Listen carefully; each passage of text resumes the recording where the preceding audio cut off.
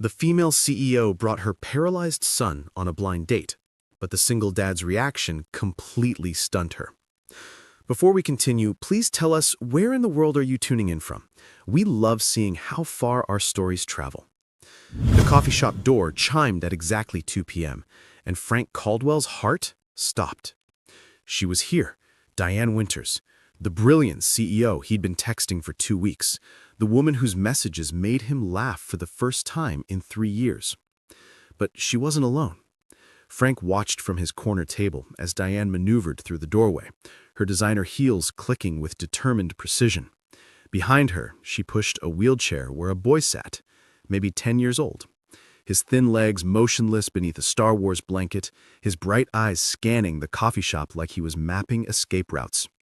The entire atmosphere shifted. Conversations stuttered, a woman quickly looked away.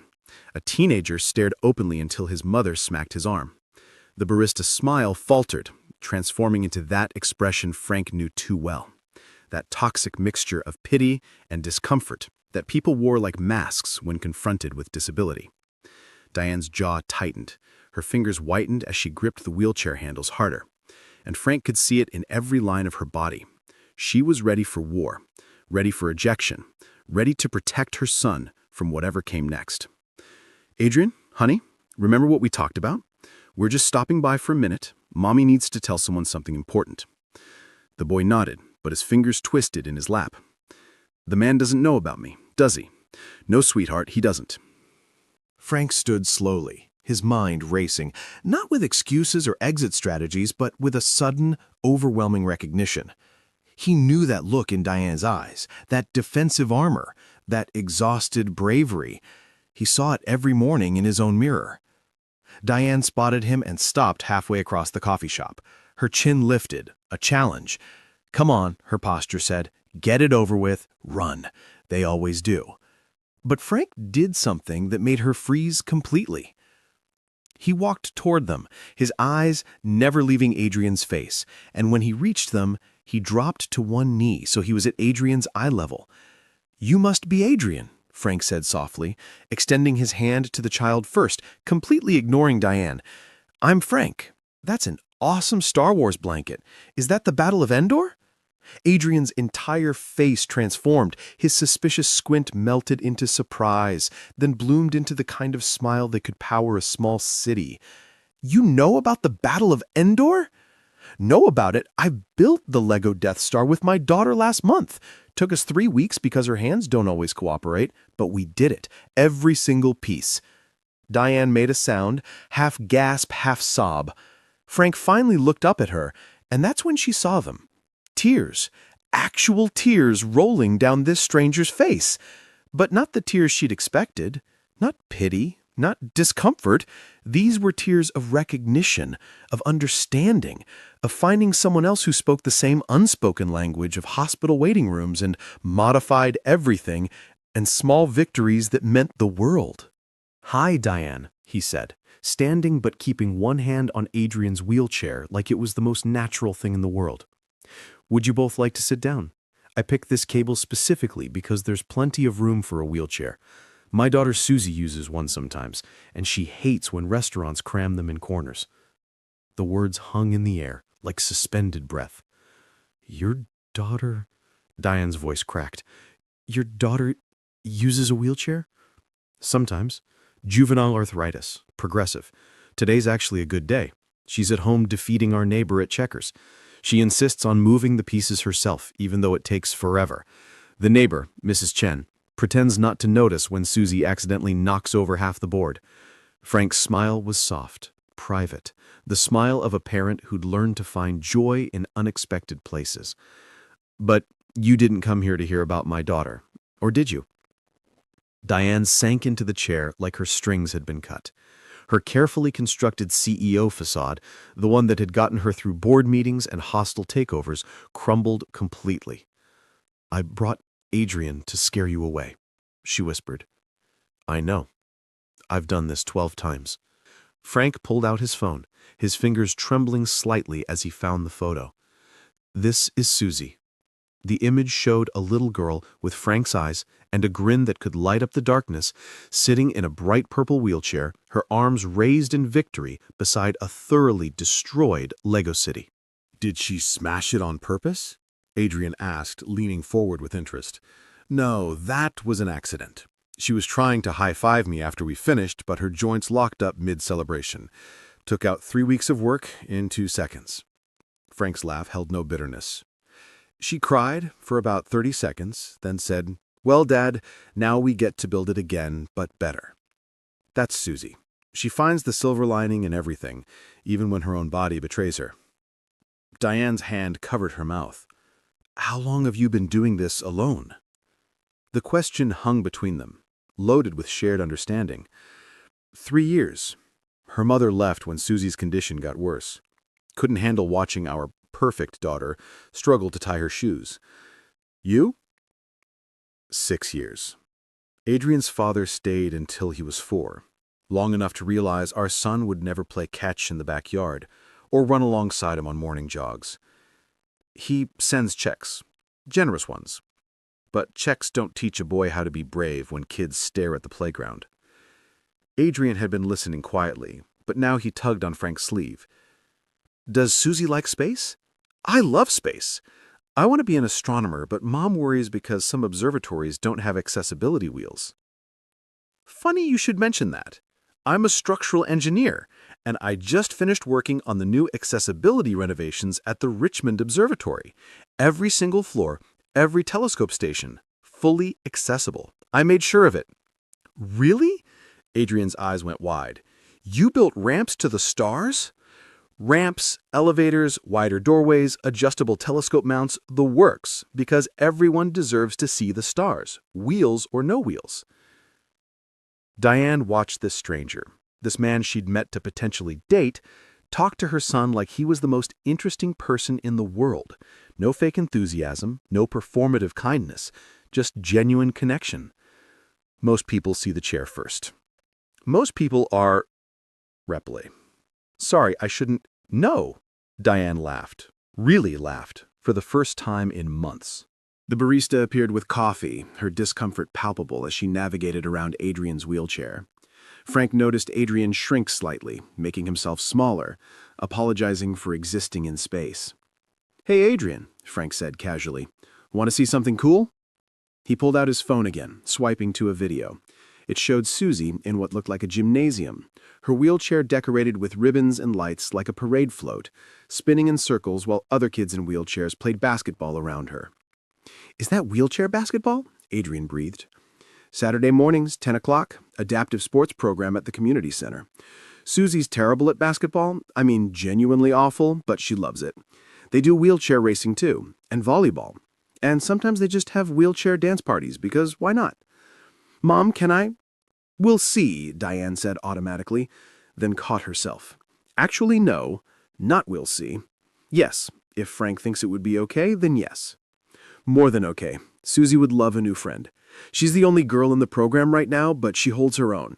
Last week she ran over 3 kids' toes and told them they were moving too slow." Adrian giggled. "She sounds awesome." "She is, but don't tell her I said that. She's already convinced she's invincible." The conversation flowed like water finding its level. Diane told him about the first time someone suggested she should put Adrian in a home for his own good. Frank shared the rage he'd felt when Suzy's own grandmother had said she was broken. They compared IEP horror stories and celebrated tiny victories. Adrian's first A in math, Suzy painting a sunset despite her stiff fingers. "I run a medical tech startup. We're developing affordable mobility devices for kids, prosthetics that grow with them, wheelchairs that don't cost more than cars. I started it because I got tired of fighting insurance companies for every single thing Adrian needed." "That's incredible. I've been designing accessible playgrounds in my spare time. Haven't built one yet, but I have 17 different plans. Swings that accommodate wheelchairs, sensory gardens for kids with different needs, structures that let kids of all abilities play together, not just alongside each other." 17 plans? "Couldn't sleep. Started designing instead of staring at the ceiling, worrying about Suzy's future. Plan number 12 is my favorite. It has a rocket ship that's fully accessible. Adrian might like that one." Adrian had pulled out a notebook, sketching something with intense concentration. Diane glanced over and smiled. He's drawing Suzy. He always draws new people he likes. It's his way of remembering them. Can I see? Frank asked Adrian directly. The boy showed him shyly. The drawing was remarkable, not just skilled for a 10-year-old, but genuinely artistic. He'd captured something essential about Suzy just from the photo, her determined spirit somehow evident in pencil strokes. "You're an artist," Frank said seriously. "This is really good." Kids at school say art is stupid. They say I only draw because I can't play sports. Kids at school are wrong about a lot of things. You know what Suzy told a kid who made fun of her wheelchair? What? She said, "I have wheels that help me move. You have a mouth that should help you think before you speak, but we all have equipment that doesn't work sometimes." Adrian laughed so hard he snorted, which made him laugh harder. Diane watched her son, her beautiful, brave boy who'd grown too quiet, too careful, come alive under the attention of this stranger who wasn't really a stranger at all. "I should confess something," Frank said, meeting Diane's eyes. "My sister made my dating profile. I almost canceled today. 3 times, actually." "Why didn't you?" "Because your messages made me remember what it felt like to be just Frank, not just Suzy's dad or the guy with the disabled kid. You talked to me like I was a whole person, but I was terrified of telling you about Suzy. I planned to wait until the 3rd date, maybe the 4th. I was going to ease you into it like slowly entering cold water. Instead, I threw you into the deep end with a 10-year-old in a wheelchair. Best thing you could have done. I'm terrible at pretending everything's normal when it's not. My version of normal includes knowing which restaurants have accessible bathrooms and carrying a backup set of finger splints in my pocket." Diane reached across the table, taking his hand. Her fingers were soft but strong, calloused in odd places from pushing Adrian's wheelchair. "I've been on 12 first dates this year," she said. "One man actually asked if Adrian was mentally all there because he assumed paralyzed meant brain damaged.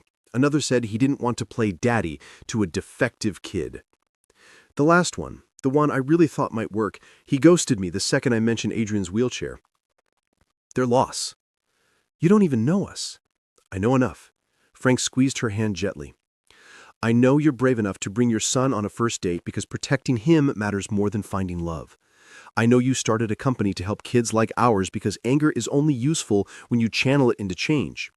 I know you've probably cried in more hospital bathrooms than you can count, but never where Adrian could see. I know you've become an expert in a medical field you never wanted to study. I know you wake up at night wondering if you're enough, if you're doing it right, if your love can make up for all the things you can't fix." Diane's tears came then, silent and steady. "I know," Frank continued, "because I live it too, every single day. And for the first time in 3 years, I'm sitting across from someone who doesn't need me to explain why I know the names of 8 different types of joint inflammation or why I consider it a victory when Suzy can button her own coat." "Mom?" Adrian's voice was small. "Are you okay?" "Yes, baby, I'm very okay." "Is Frank why we really came here? Not just to tell him something and leave?" Diane looked at her son, this perceptive child who saw everything, despite, or perhaps because of, his unique perspective on the world. "Yes," she admitted, "Frank is why we came." "Good," Adrian said simply, then turned to Frank. "Are you going to date my mom?" Frank looked at Adrian, then at Diane, then back to Adrian. "I'd like to get to know both of you better, but that's not just my decision. What do you think?" Adrian considered this seriously. "Do you like Star Trek? The original or Next Generation?" "Next Generation."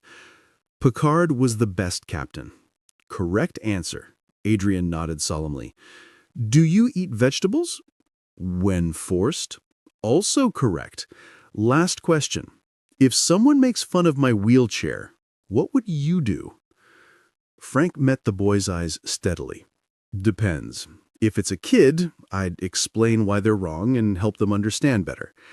If it's an adult, I'd use bigger words to explain why they're wrong. And if anyone ever tried to hurt you, wheels or no wheels, they'd have to go through me first." Adrian looked at his mother. "I like him." "Me too." Diane whispered. The coffee shop manager approached their table, apologetic. I'm sorry, but we're closing in about 10 minutes. Frank blinked, checking his phone. They'd been there for 3.5 hours. It felt like minutes and a lifetime simultaneously.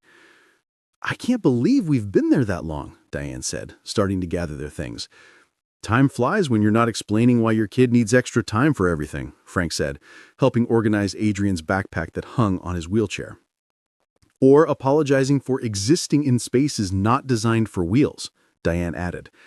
They moved toward the exit, Frank naturally falling into step beside Adrian's wheelchair, his hand occasionally steadying it over the uneven threshold, not taking over, just supporting. Diane noticed. Adrian noticed too. Outside, the late afternoon sun painted everything gold. Adrian tilted his face up, eyes closed, soaking in the warmth. Frank and Diane stood quietly, both recognizing the moment. Children like theirs learned to savor simple pleasures because they knew how quickly things could change. So, Diane said, Saturday, the adaptive sports program? 10 o'clock, Building C at the community center. Fair warning, Suzy will probably interrogate Adrian about everything from his favorite color to his opinion on whether hot dogs are sandwiches. Hot dogs are definitely not sandwiches, Adrian said firmly. You two are going to get along perfectly. Suzy will argue that position for hours. They stood by Diane's adapted van, the one with the wheelchair lift and the proud special needs mom sticker that she'd put on defiantly after someone left a note saying she shouldn't use handicap parking because she could walk. Frank, Diane, started, then stopped. I didn't expect this. Someone to not run? Someone to run toward us instead of away. Frank's phone buzzed. A text from his neighbor. Suzy says if you're not home in 20 minutes, she's making cereal for dinner. Again. He showed Diane the message, laughing. She's 8 and thinks she's 18. Last week, she tried to do her own physical therapy exercises and got stuck in a position I can only describe as pretzel meets modern art. Adrian once tried to fix his legs with duct tape and a bicycle pump. The logic was sound if you were 10 and didn't understand paralysis. Our kids are something else. They're everything else. As Diane loaded Adrian into the van, the boy called out, Frank, will Suzy really be there Saturday? Wild horses couldn't keep her away, especially once I tell her she's getting a new friend who likes space and Star Wars. Tell her I think she's brave, Adrian said quietly. For the Lego thing, and the basketball, and everything. I'll tell her. But Adrian, you're brave too. Braver than most adults I know. The boy beamed, and Diane mouthed, thank you over his head. As they drove away, Frank stood in the parking lot, processing what had just happened. His phone rang. His sister, Margaret. So, how did it go? Was she worth the haircut and the nervousness? Margaret, she brought her son. Oh no, she has a kid. You said you were okay with... He's in a wheelchair, paralyzed from spina bifida. Silence. Then, oh, Frank, I'm so sorry. That must have been... Perfect, Frank cut her off. It was perfect, Mags. What? For the first time since Jennifer left, I met someone who didn't need me to explain why I checked my phone constantly for the school nurse's calls. She didn't flinch when I mentioned Suzy's chair. She didn't look at me with pity when I talked about joint inflammation. She just understood. Everything. Frank, we're seeing them Saturday, both of them. Suzy's going to have a friend, Mags. A real friend who won't exclude her from birthday parties because the parents don't want to deal with her needs. His sister's voice was thick with tears. I'm so happy for you. For both of you. All 4 of you. Frank got home to find Suzy on the couch, her legs elevated on special cushions, sketching in her adapted grip pencil holder. How was your date? She asked without looking up. How did you know I had a date? Aunt Margaret can't keep secrets. Also, you're wearing your nice shirt and you smell like cologne instead of industrial drawings. Frank sat beside her carefully, aware of her tender joints. It was interesting. Bad interesting or good interesting? Good. Very good. She has a son. Suzy's face fell slightly. Oh, he's in a wheelchair. His daughter's head snapped up. What? His name is Adrian. He's 10. He loves space and Star Wars and draws really well. He wants to meet you Saturday at the adaptive program. Suzy's eyes went huge. Another kid like me? Not exactly like you. His legs are paralyzed. But yes, another kid who understands. Does he get stared at? Yes. Does he have to miss fun stuff because places aren't accessible? Yes. Does he hate it when people talk to adults about him like he's not there? I'm absolutely certain he does. Suzy was quiet for a moment, processing. And his mom likes you? Even though I'm... Because you're exactly who you are. Not despite it, because of it. Dad? Yeah, baby? I'm scared. Frank pulled her close gently. Of what? What if they realize we're too complicated? What if Adrian's mom is just being nice? What if they see how hard it is on my bad days and leave like Mom did?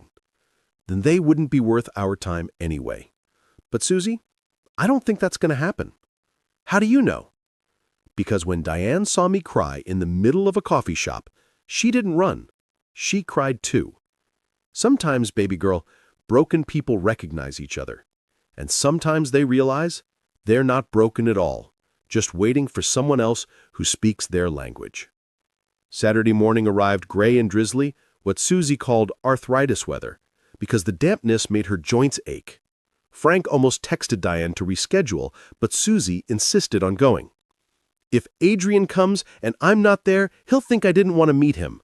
I know what that feels like. They arrived at the community center 5 minutes early. The parking lot was nearly empty. The adaptive sports program wasn't exactly overflowing with participants. Frank was helping Suzy into her sports chair when Diane's van pulled up beside them.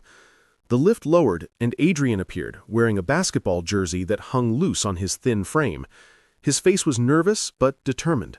Suzy and Adrian looked at each other across the space between their chairs, sizing each other up with the careful assessment of kids who'd learned to be cautious with their hope. "Hi," Suzy said finally. "I'm Suzy. I like your jersey." "I'm Adrian. I like your wheels. They're purple." "Purple's the best color." "No way. Blue is." "Purple. Blue." "Want to argue about it while we play basketball?" "Absolutely." And just like that, they were friends. Not inspirational poster friends, not look how brave the disabled kids are friends, but real friends who'd found their person in a world that didn't always make space for them.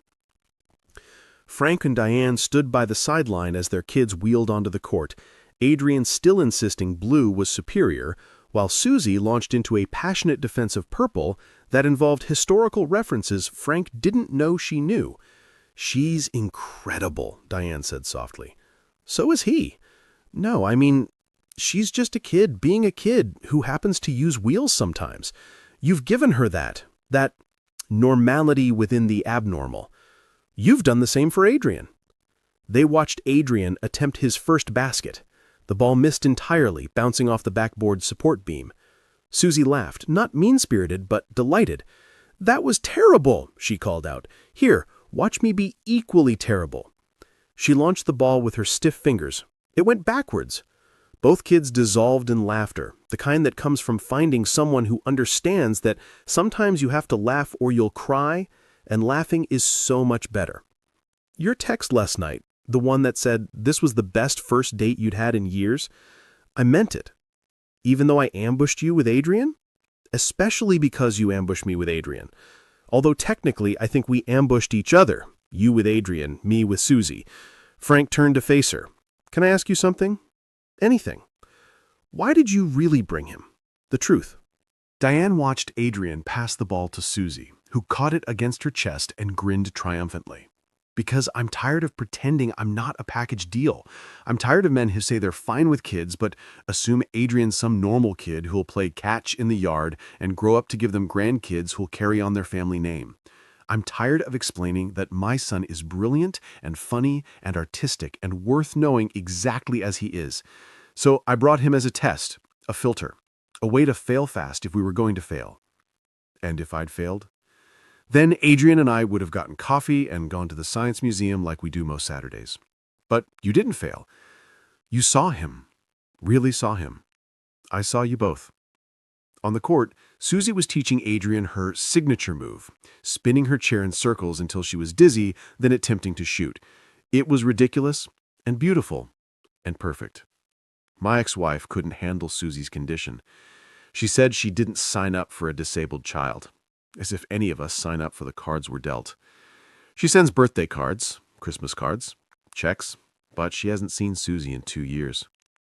Adrian's father shows up twice a year, takes him to lunch at restaurants without wheelchair access, then gets frustrated when we have to leave. He keeps asking when Adrian will grow out of it, as if paralysis is a phase like teenage rebellion. They're missing everything. Everything that matters. The coach called for a water break. Adrian and Suzy wheeled over, faces flushed with exertion and joy. "Mom," Adrian exclaimed, "Suzy says there's a telescope at the observatory that I could use from my chair. Frank built it." "Frank didn't build the telescope," Suzy corrected with 8-year-old precision. "He built the platform that makes it work for people like us. That's even cooler." "Can we go sometime?" Adrian asked, looking between the adults. "All 4 of us?" Frank and Diane exchanged glances. "I think that could be arranged," Frank said carefully. "Does this mean you're dating?" Suzy asked bluntly. "Because Aunt Margaret says you need to date Dad. She says you're becoming a hermit crab, whatever that means." "Suzy." "What? It's true. You only leave the house for work and my appointments. That's not healthy. My therapist says so." "Your therapist is talking to you about my social life." "No, but she asks if you're taking care of yourself too. I told her you eat cereal for dinner when I'm at Aunt Margaret's." Adrian laughed. "Mom eats protein bars and calls it dinner." "Adults are disasters," Suzy declared. "We should supervise them." "Agreed," Adrian said solemnly. "Mom, you should date Frank. He understands about the chair and the appointments and the stairs. Plus, he builds cool stuff." "Adrian." "And Dad," Suzy added, "you should date Adrian's mom. She runs a whole company and doesn't treat Adrian like he's broken. Plus, she's pretty." Both adults turned red. "Out of the mouths of babes," Diane muttered. "More like out of the mouths of tiny tyrants," Frank replied, but he was smiling. The coach blew the whistle for the game to resume. As the kids wheeled away, Adrian called back, "Frank, will you stay for the whole practice?" "Wouldn't miss it." "Both of you?" Suzy added, looking at Diane. "Both of us," Diane confirmed. They spent the next hour on the sideline, not talking much, just existing in the same space. Occasionally, their hands would brush. Once, when Adrian made his first successful basket, Diane grabbed Frank's arm in excitement, then didn't let go for a full minute. "This is nice," she said quietly. "Which part?" "All of it. Watching them be kids, not having to explain or apologize, having someone else who gets it." She paused, "Having you here." Frank wanted to kiss her, right there in the middle of a community center that smelled like old gym socks and industrial cleaner, with their kids playing adaptive basketball badly but enthusiastically. He wanted to kiss this woman who'd walked into a coffee shop armed with her son and her courage and changed everything. Instead, he took her hand properly, interlacing their fingers like their lives were starting to interlace. Complicated and imperfect, but somehow exactly right. "Next Saturday?" he asked. "We'll be here. And maybe dinner after? All 4 of us? I know a place with great ramps, wide aisles, and the best mac and cheese in the city. Suzy's favorite. Adrian loves mac and cheese." Then it's settled. As practice ended and they helped their kids pack up, the coach pulled Frank and Diane aside. "I just wanted to say," the older woman said, "it's wonderful seeing Suzy and Adrian together. We don't get many kids in the program. They tend to age out or give up. But those two, they've got something special. Hold on to that." In the parking lot, as they loaded wheelchairs and tired kids, Adrian asked, "Suzy, do we ever wish you weren't—" "Disabled?" Suzy supplied matter-of-factly. "Sometimes. But then I think about all the cool people I've met because of it, like you. Regular kids are boring, we're interesting. We're superheroes with wheels instead of capes. Wheels are more practical than capes anyway, Suzy said. Frank and Diane stood between their vehicles, reluctant to end this. Thank you, Diane said simply. For what? For seeing Adrian before his chair, for making Suzy laugh, for not running. Thank you for being brave enough to show up as you really are, both of you. Same time next week? It's a date. A date or a kids playing basketball date? Frank grinned. Both. As they drove away in opposite directions, Frank's phone buzzed with a text from Diane. Adrian hasn't stopped talking about Suzy. He's already planning to teach her about constellations. He replied, Suzy's drawing pictures of Adrian's wheelchair to figure out how to make it more aerodynamic for racing. Our kids are going to be troubled together, aren't they? The best kind of trouble. That night, as Frank tucked Suzy into bed, careful of her evening stiffness, she said, Dad, I think Mom was wrong. About what, baby? We're not broken. We're just different.